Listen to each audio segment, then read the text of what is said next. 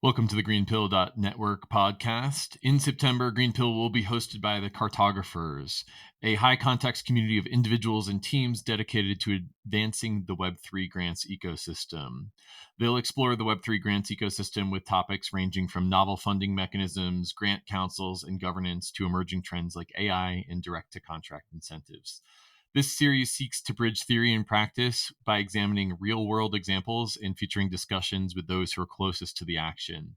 The next voice you hear will be Sov, who contributes at Gitcoin and founded the Cartographers. Sov will be hosting this entire season, and I think that it's going to be a great season because Sov brings deep experience in Web3 grants and capital allocation. I'm excited for you to hear some of the perspectives from him and his guests. Without further ado, the next voice you'll hear is Sov. Enjoy!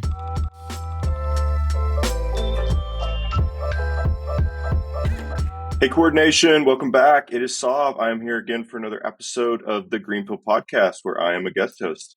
I've got with me on the episode today, Plug. Plug and I have worked together in some various places. He is deep in the Web3 grants, public good space, active builder with Potlock, and doing all kinds of cool stuff that way.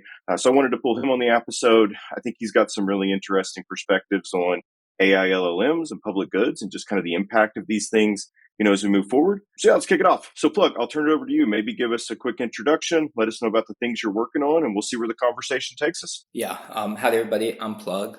I'm a really big fan of Greenpill. This is like every time I'm on a plane, I download as many Greenpill podcasts as I can. And it's been a pretty big driver in terms of how I learn and how I also shape for the product and the protocol that we're building. And so, yeah, I'm really, really grateful for not only all the work that you're doing in the grant space and Greenpill and just Gitcoin in general for like paving the way. So yeah, big shout out to y'all. But a little background about me, basically starting building an open funding stack called Potluck, which is the go-to public goods funding platform on Near. I also work at Near Foundation, where I had public goods focused on a lot of interfacing with founders and builders and identifying infrastructure gaps and grants, and then building also funding mechanisms and tooling. And in one of the most recent initiatives as part of this funding stack and as part of Near's kind of overall vision to build a user-owned AI stack is AI PGF, or AI-powered public goods funding,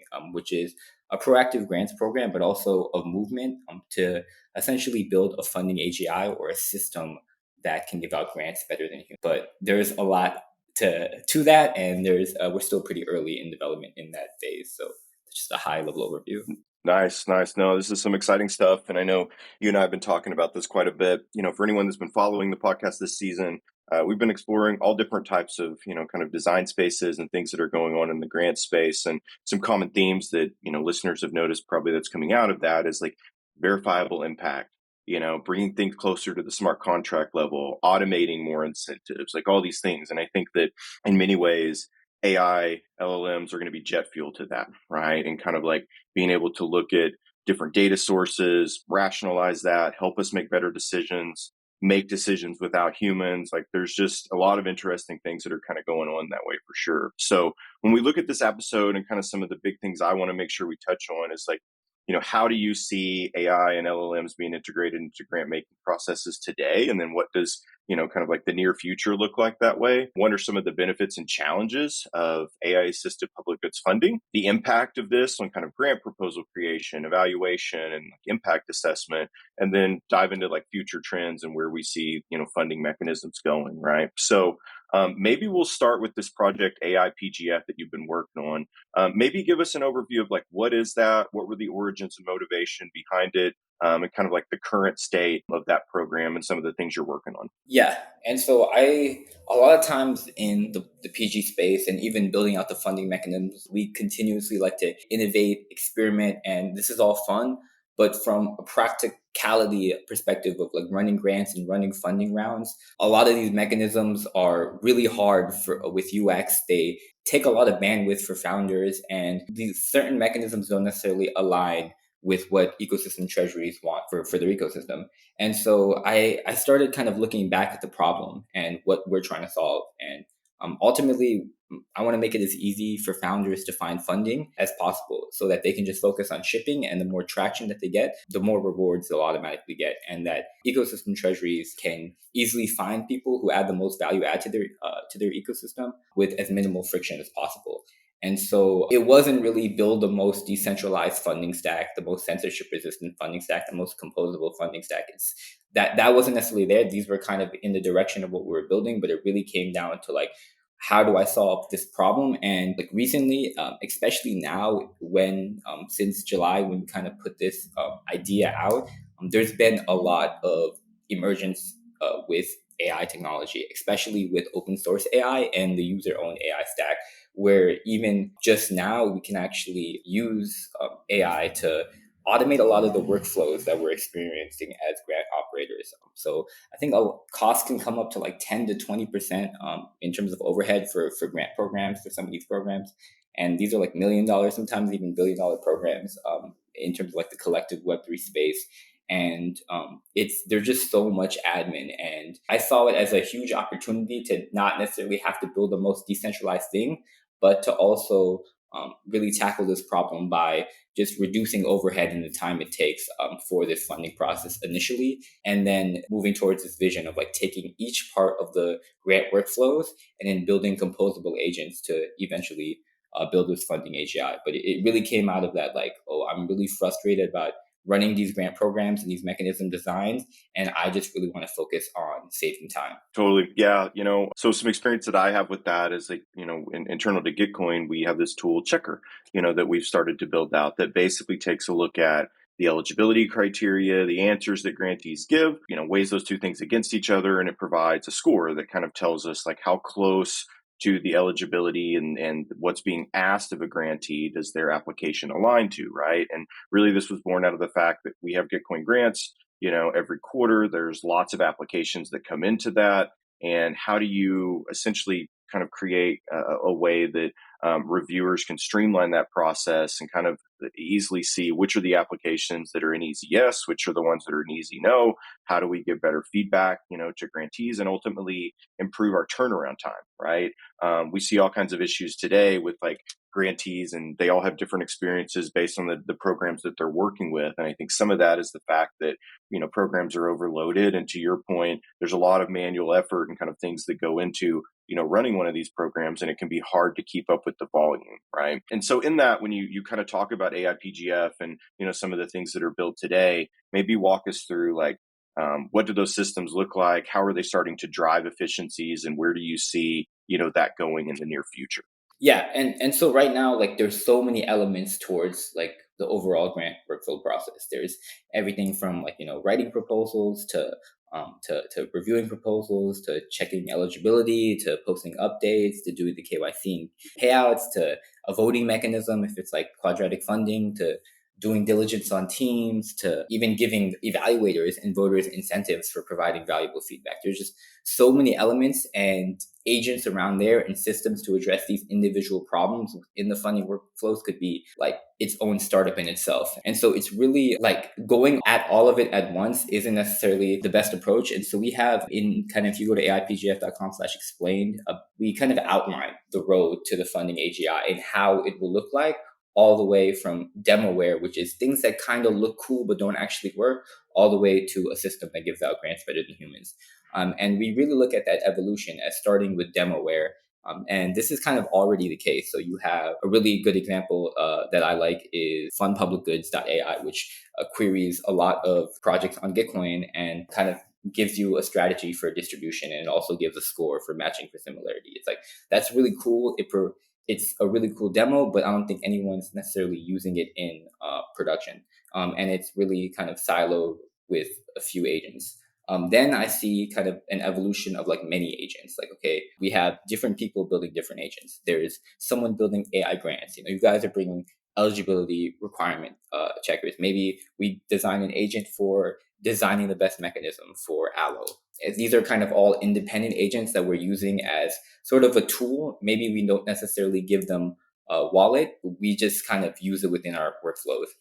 And then we have a little bit of the data layer. So how do we, within these agents, like how do we begin to pipeline this on-chain grant information, whether it's from Gitcoin's project registry, or it's for Karma Gap, or it's from evaluation from Metrics Garden. Like, how do we take this data and pipeline it back into these systems so that these agents are kind of fine tuning and adapting to our overall systems? And then how exactly do we combine these agents together so that they interact with each other?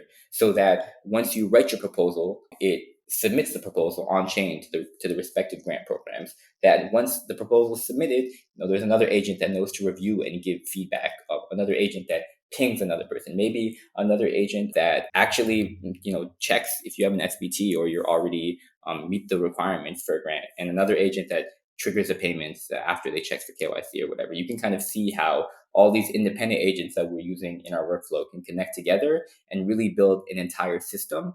And the reason why I think Web3 is a unique place to experiment with AI in grants is because in traditional foundations, even in traditional venture, when it comes to funding, like, there is no open API for the data on project information. There is no open API on their milestones, and there is no programmatic payments layer to trigger this. And there isn't large pools of treasury that actually have it in this programmable money. So I see this as like AI PGF in the context of Web3 as one of the best places to experiment, because we have a lot of open people that would actually, and this is the next stage of the evolution of AI PGF, want to pilot this with a microgrants program and actually give an AGIs or a collection of agents a budget to give out funding based on certain ecosystem kind of parameters.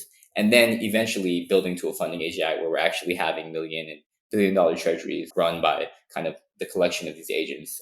And so in terms of like what is live right now, I'm not planning to build anything. I want, the Gitcoins, the other builders, I want people to build on OwlStack. I want people to build on top of every kind of funding mechanism, and then every with kind of this user-owned AI stack, this open source AI stack, this decentralized AI stack, to begin to plug in a lot of these pieces. And so there is stuff internally we're building at Potlock, and then there's stuff we're also working with other teams to ship out in terms of these agents. And we're still pretty early. And one of the we have a lot of different gaps in terms of like the already like that's in terms of the selection of products and tools that are available for AI developers, especially open source and decentralized AI developers, that have that limit where we can progress right now in terms of this roadmap of the funding AGI. So right now, there's been agents that are being created for estimating the time it takes for proposals, for helping kind of diligencing project, for even using levels.fyi and estimating the amount of budget and whether it's an accurate budget. We've done also like checker, like eligibility agents. We've done agents to write proposals and actually cast it on chain. But we found that like we have all these siloed agents. One of the main things that we're focused on is actually an agent playground that can connect a lot of these together and provide kind of this dev tooling layer for this multi-agent framework. So that's predominantly what we're working on right now, is actually shipping out the agent playground that is compatible with a lot of these AI PGF agents that the ecosystem is building. There's also, we're starting to like interact more with like working with different EVM protocols too. We're working heavily with like the Prize on turning kind of all of their contracts into different agents. And this is like one thing that like we've kind of struggled in with the past, and especially like as like we're building a funding stack, Gitcoin is building a funding stack, is that it's really hard for us to integrate our dApps into each other or our contracts into each other. But with agents, I see us kind of compartmentalizing a lot of the best parts of our protocols and then providing kind of a base layer to interact with each other. So I see this as a way for kind of interoperability in the PGF space to really kind of come outside of the EVM. So yeah, I know I kind of rambled a lot, but hopefully that gives a better view on just like super fascinating, man. I mean, definitely so much to unpack there. I mean, one, I could not agree with you more, and that's why I'm so excited about just the Web3 grants and incentive space around, these concepts of like, you have the data that you can introspect and it's open. There's so much potential that's unlocked through that in terms of, really leveling up the process of evaluation and, measuring impact, tying incentives to that in a way that is just not really possible in many, traditional kind of like grant, funding structures. So it's fascinating to see kind of the layer of agents that, you start to build around the top of that are context, domain specific. Then they can start to, talk to each other, communicate, collaborate, et cetera. When you talk about this future that you see, right?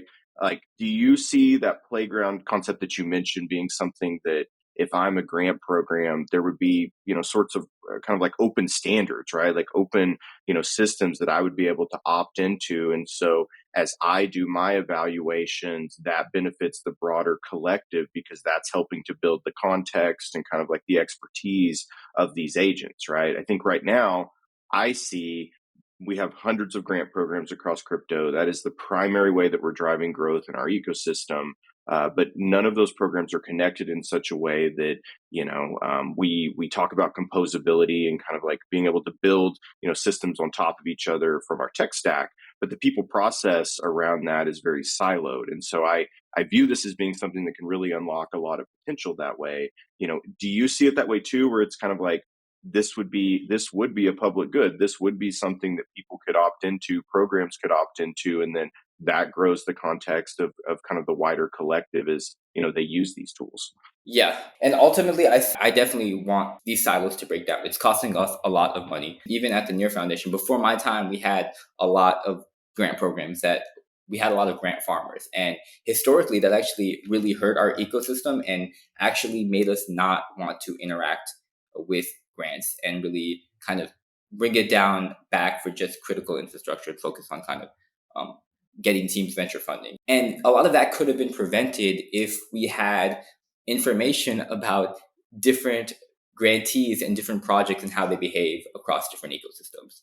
So even if I'm building on Near, like it would be advantageous to integrate every chain in any data pipeline and even off-chain information, whether it's checking their Twitter, their LinkedIn, and I think a lot of this like pulling from external information now, especially with decentralized compute, part of this user-owned AI stack, we can actually gather and publish on chain to build these open APIs for every chain in a very decentralized way. And so I'm really excited about that and building out this data layer. And I think we definitely need to collaborate.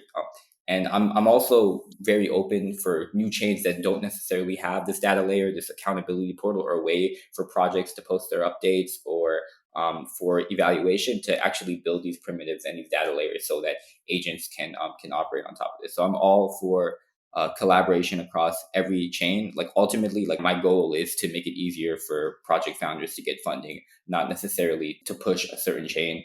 And at the same time, a lot of our clients are like people that we're building software for are these treasuries, and that they're ultimately happy and that they're funding the best team. So like that has necessarily nothing to do with being siloed or being closed in how we operate. And there's a lot of cross collaboration across kind of all ecosystems. If we're kind of building an open tech and we're siloed, I think it's very hard to make that case to traditional foundations and other people in the space to integrate as well. So I do think this is like something that is actually low hanging fruit. Like as an industry of grant operators, there's not many of us, and I think we can kind of systematically build out a lot of these data pipelines. And that's what I really love about what you're doing at Cartography Syndicate, because it's incredible work, and we plan on plugging into a lot of it. Nice. No, I appreciate the shout out that way for sure. We've talked a lot about kind of like the program's perspective on this, but ultimately the inputs are from builders, right? Like when you look at what these agents are going to look at, the connections that these agents are going to make, the impact that's going to be created, that is all builder side. It's the programs that offer the incentives, all of these things that can enable that, but it's the builders that deliver on it.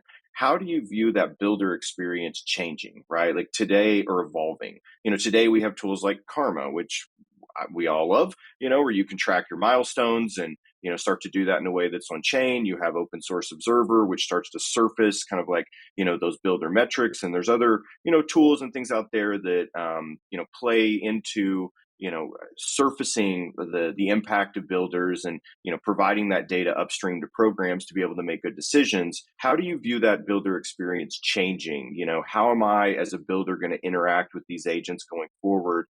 How's that going to like really streamline the way that I work today, and help me versus what is a very highly manual process, what is a different process for each program I interact with. So maybe walk us through like that builder experience. Yeah, I mean, what I envision like that builder experience is really an easy one-click approach for setting up their initial profile in their wallets, and things to happen automatically as a result of that. And so one thing that I really like Karma is great, but ultimately like we need to make the experiences of reporting as natural into the workflows that are already existing.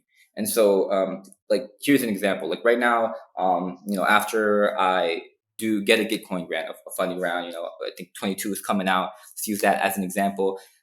After the QF rounds, I go to, Karma Gap and I post my latest milestones. I still had to go to Karma Gap to do those milestones when I went to Gitcoin, and I had to register here. And then I had to do all this promotion on Twitter anyway for the round. So how I envision this is essentially where we're already posting, whether it's Twitter, whether it's LinkedIn, to actually dynamically have those scraped and then published on chain to kind of give those updates. And for grant program evaluators to automatically kind of assess this information and then reward retroactively or proactively based on this. Like, that's more of like what I kind of see this as, rather than going at different dApps, and like you can easily just have this happen automatically on the back end and integrated within your current workflows. And so that's what I'm hoping for, and I think we can make a lot of progress on there, like on that front. But yeah, right now it's pretty siloed in terms of like this dApp, this V2 dApp, and so yeah, like ultimately we have to make the user experience easier than Web2. So Totally. And there's already some work being done that way where, automating some of those connections between, say Gitcoin and Karma where data can be pushed back and forth, right? But, what you're saying is like then that's taken to another level where then agents are like actively watching that and proactive in being able to go look for opportunities, match them, etc. This gets me thinking about this concept of markets, right? Like at what point do you see this ability to unlock almost grantee markets occurring, right, where I could envision a world where you have these systems that are built together and built on top of one another, kind of like sharing data back and forth in a way that they can reference that data. You can start to see what builder impact is. You can start to see what the landscape of opportunity is from all the different programs out there.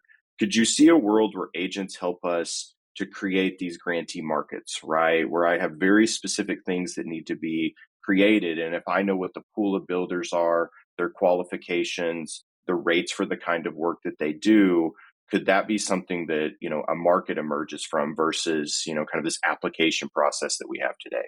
yeah, and I think there's really like if you look at Electric Capital's developer report, there really is only like a few thousand full-time developers and maybe few hundreds of like full-time teams that and a lot of them aren't even necessarily available for work. So I think as an industry together, we can actually catalog a lot of these teams already, and like we're all used to on-chain systems. So I think if it's a coordination issue to actually get this within the next quarter, and so.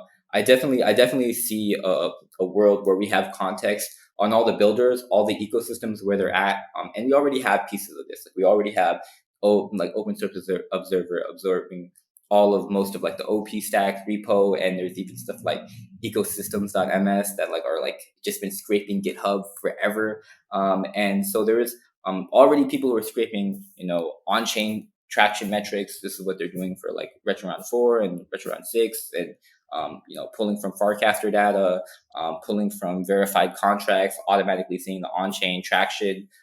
You can already check and verify Twitter on Gitcoin Passport. You can kind of sign a stamp and link your Twitter. So you have all these data points of what it means to have traction already baked in and being looked at for grant evaluations. And so how I vision it, and even as a founder, like one of the biggest time kills, whether you're like raising grants or even traditional funding, is like closing money. And so like that's mainly what I want to like eliminate, is like a lot of times, one founder will be focused on the product and engineering, and another founder will be focused on just like the growth and fundraising. And this could take, like, fundraising could take anywhere from 1 to 6 months. Even grants and those processes could take that long. So I really kind of envision a world where like the team size becomes smaller, and there's just less distraction and deeper work. And even now, like if you look at most startup founders today, like AI is integrated into the workflows. So I really see like not only this marketplace emerging, but this marketplace being of builders who are a leaner, more product oriented teams, that honestly are way more cost effective than what we're used to. Yeah, totally. Totally. No, when you look at kind of like what the near future looks like for us, right? Like, how soon do you start to see these systems in a place that we're actually interacting with them, right? You kind of talk about like demoware. And in my mind, when I hear you say that, it's like the blue ocean planning phase. Like, what's possible? How do we get just kind of like MVPs that show what's possible, but maybe we can't actually interact with them? We just kind of validate, is this the concept that, could really work? How soon until we start interacting with these systems? Like, what does that look like? I mean, people are already using these. Like, I use AI for everything. Like, I just went through a serious long iterations of contract negotiations, and I've never been more satisfied with the outcome of the negotiations. And AI helped me in every part of the way. Like in terms of engineering, in terms of design, like AI has been. There is not one workflow or process or department or contributor that does not use AI for their everyday work already. So it's here. It's just a matter of how is the way that we're interfacing it and how it's pipelining and integrated into our system will change. But there is still a lot of limitations, like in terms of the infrastructure. There is still limitations on standards for multi-agent frameworks and how you connect things together. There's still limitations on evaluation frameworks, or how you kind of determine whether the agent did something correctly, or like observability, like how do you know the steps, or like why the agent did what it did. And then this is resulting in a lot of hallucination and things that might not necessarily work for enterprise or at scale. And so it still like is an assistant at some sorts, but I see a lot, like there's been so much innovations, new foundational models happening every other couple of weeks. I see the systems today, but actually building a lot of these primitives so they function autonomously with kind of like a safe and secure way to interface with smart contracts and wallets. I see that being at least a couple years till we see like an actual like something that is production ready. But we're in Web3, and we don't necessarily we have a little bit lower standards of what we're willing to experiment with. So, and we can always experiment with less and run a lot of pilot programs. So I don't see us being replaced completely by AI in the next couple of years to run these funding programs. But I do see it like literally. You guys, Gitcoin is using it I think every grant operator uses AI in some capacity. Totally. Yeah. So you touch on a really important point there, which is like the speed that the speed at which this progress is happening with these models, right? Something that I personally seen at Gitcoin is like, how do you design around that? So like, let's use Checker as an example. When that was built, we were tapping into, I think it was like OpenAI 3 version 3.5, the previous version for Checker. And at the time it was great, but now we have 4.0, we have, Claude, Sonnet, right? Like there's these new models, and then you see Llama progressing, so much quicker. So like there's all these models that are progressing so quickly. How do you build, like, what are the design considerations around building these tools, building these agents to make sure it's done in a way that can benefit from that rapid pace of innovation, right? Are these agents ones that can like upgrade over time? Is there a refactoring that has to happen as new models come out? Like, how do you think about that? Yeah, I think we definitely have to be adaptive towards changing our stack in any capacity. But honestly, a lot of these LLMs, like you can easily replace Llama with OpenAI, and they even have frameworks and tools that aggregate a lot of these in the decentralized AI space. I think Hyperbolic, they just raised around, I think, 7 million. They're one of the AI projects in our past cohort at Near. And they have Llama, and they have a bunch of people kind of using them as inference and kind of aggregating other LLM solutions. So I think there'll be a bunch of providers to make it as easy as possible to choose the most performant framework. This will kind of be integrated into multi-agent frameworks. But at the same time, like, it is rapidly changing. And not only are there like new foundational models, but a lot of these foundational models are better at one thing than something else. And this has just been emerging every month. So like, my personal opinion about everything, and even when it comes to AI, even when it comes to blockchains, like, the tech that we're using right now that we think is king made won't be the tech that we're using in 5 years. And it's probably going to be something else. So we have to just be in that founder mode of constantly shipping and constantly iterating on new tech, and really keeping up to date. And that's anyone who is in the AI game. Like, most of their time is spent on research papers. Like, I am more of like application level product crypto person. And so there's so much happening. And it's faster than crypto. And everyone knows about just the information fatigue that crypto people have of just all the new tech stack. So, and this is kind of an order of magnitude for AI. But the lucky thing about AI is it's AI. So a lot of this information, this tooling is integrated into a lot of the like in terms of a lot of the AI tools. So I think it's easier to learn now than it ever was before. And I kind of seen this too. I've taken like a break from engineering, but like, because of AI lately, more than ever, I've been coding every day. And normally where I would have a bug and it would frustrate me, it's been pretty streamlined to ship whole MVPs, to like literally go from an idea to be like, hey, AI, give me an interface. Okay, put it onto another LLM and be like, hey, evaluate this interface, whether it's legit. Okay, now write a smart contract from that. Okay, now evaluate this for re-entry to text. Okay, now create a boilerplate Next.js app. Okay, maybe take that into Cursor. Maybe I'll take that into V0. I'll show that to my designer. My designer might take that, directly put it in there, or he might use HTML design to bring it to Figma, and he might export it to Locify and then to a Next.js app, and then we take it back to Cursor, and then we're able to iterate and go on that. And so, like, from literally every part of the process, from like requirements gathering to all the way to the code, like, is like AI is part of that process. And so I think the learning and the new technology will be also integrated into a lot of this AI developer tooling, is what I'm hoping. Yeah, I think I'm excited to learn a lot of these new tech stacks. And I think in general, for people who are designing just any new system, making it backwards compatible is a good design decision. But if it really does provide value, like, builders will chew glass, and we see this constantly with the crypto ecosystem. So Totally. Yeah. It makes me think of this word we use a lot, and kind of like the public goods, Gitcoin side of things, plurality, right? Like a plurality, of mechanisms, and you have like a plurality of options here. One thing that I see happening is, like, today, it is primarily Claude and it is primarily GPT-4o that I'm interacting with, right? But I would love a world where it's like I'm interacting with like maybe one interface, but I'm getting the benefit of many different models on the back end, right? Giving me, responses back. And so when I look at Checker, using that example again, really what Checker provides today is kind of like a front end intake filter, right? That says, does this meet the basic criteria of the application? What's a score that I can assess with that?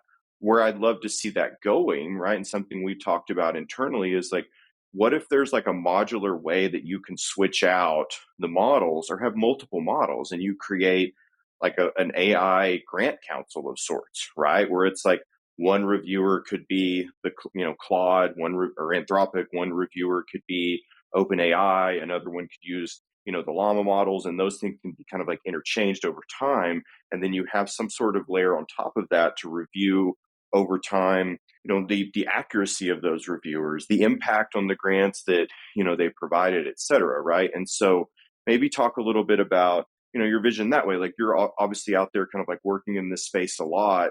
Do you view this as something that the models get abstracted further back at some point, and we get to a place that we're interacting with many of them, and like that's producing even better results for us? Or like, how do you see that? Yeah, I really love the kind of AI delegate example, and if just kind of a case study on top of that, and if you kind of want to see like the early case studies, if you go to aipgf.com/explore, kind of anyone, not even like a grantee, anyone who's building in this space, kind of compiled those resources. But I see like, so what Blockful did is they actually have an active AI delegate voting in the ENS DAO right now. It's live. And so I see, and this is something we've talked about because on the near perspective, we're actually switching into like a house of stake. So completely kind of stake based governance mechanism for a lot of our ecosystem. And a lot of the protocol rewards will be directed towards the house of stake treasury. And one of the things that we've talked about, and we've had this issue, especially with our last governance experience, is a lot of the subject matter experts who are who are the only ones that can actually evaluate these proposals are either too busy shipping or building, and it comes to like where they're not even giving a quality feedback. So a lot of times I think that even now, like AI trained on its current data from a subject matter expert may be more useful than a subject matter expert who's not entirely passionate about the work he's doing. And so, yeah, I definitely see people like interacting with different agents, but I also see agents like, I'm an agent, you're an agent.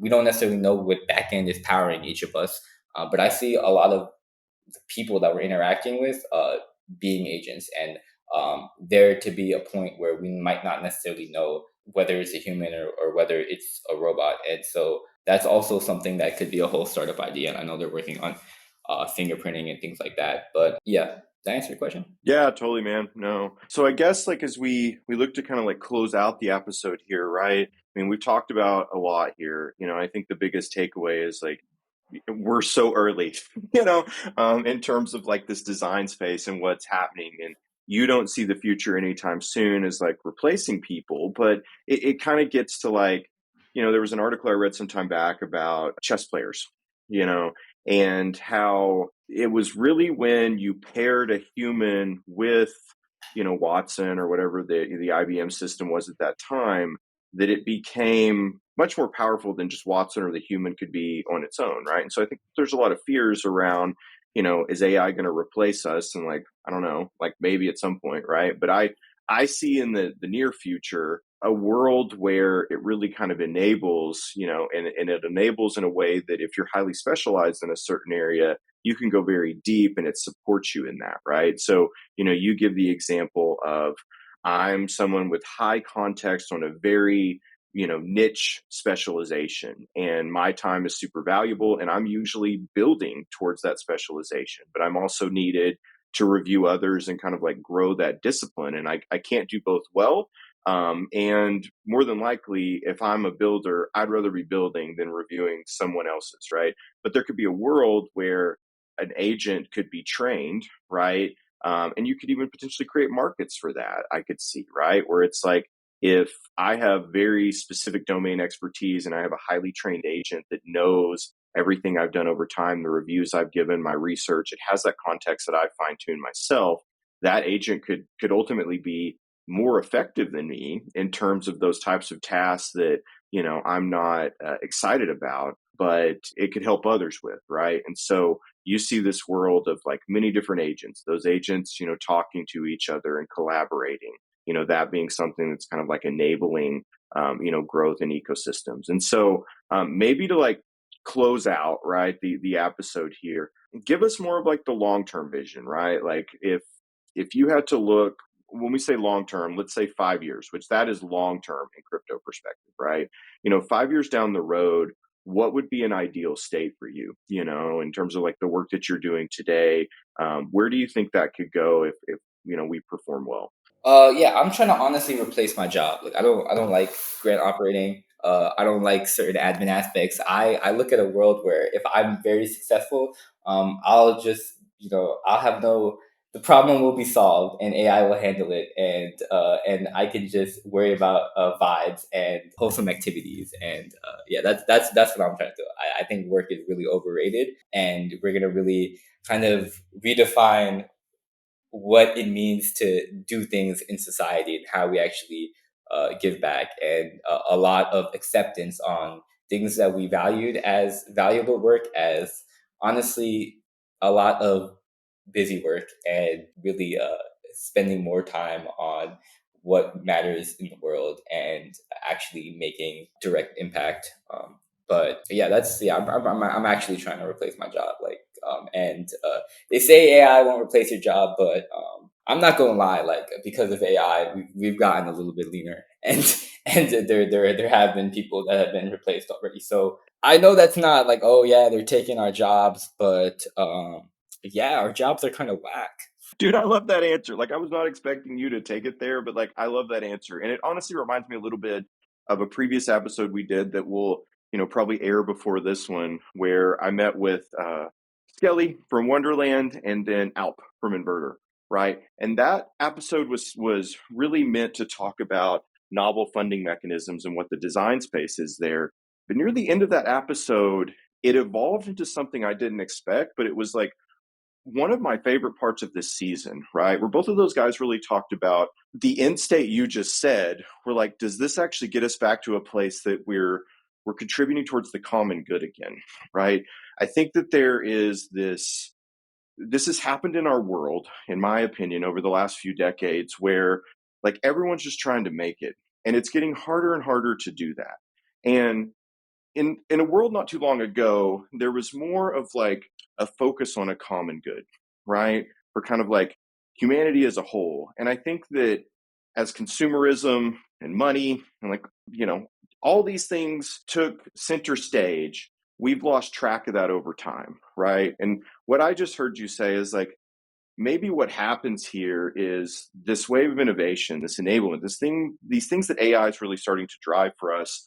Maybe like a best case scenario would be it can actually create more time for us to get back to a common good and solve some of the real problems in this world that I think have persisted for a long time, and I'm not really sure if we've made a lot of progress towards those. I talked in that episode too, that conversation reminded me of the Vitalik tweet, right? And so there's a tweet that Vitalik put out back in 2016, 2017, I think, that was like, it's when the market cap of crypto hit $500 billion, right? And he basically said, have we earned it? And he listed out all of these things that he saw at the time as the potential for what we could really accomplish. And go back and look at that tweet, like those things are all still very much true. The market cap is now 4x that, sometimes less than that, depending on the day, right? But we haven't made any progress really on many of those things other than TVL, and it's like suspect if that's even a real metric we want to pay attention to sometimes. And so I love that answer, man. I agree. I think that we need to look at the common good, and how we get back to that. And maybe the best case scenario out of all of this is, AI lets us get to that. So the plug, it was amazing having you on the show. Everyone will be able to look in the show notes and see the info to how to find your profile and all the stuff you're working on. Definitely stay tuned. There's going to be much more coming down the pipe between Plug and myself and some of the work we'll be doing at Gitcoin and on top of Allo. So I'm excited to see that happen. So thanks for joining today, man. Thanks for having me. I really enjoyed it.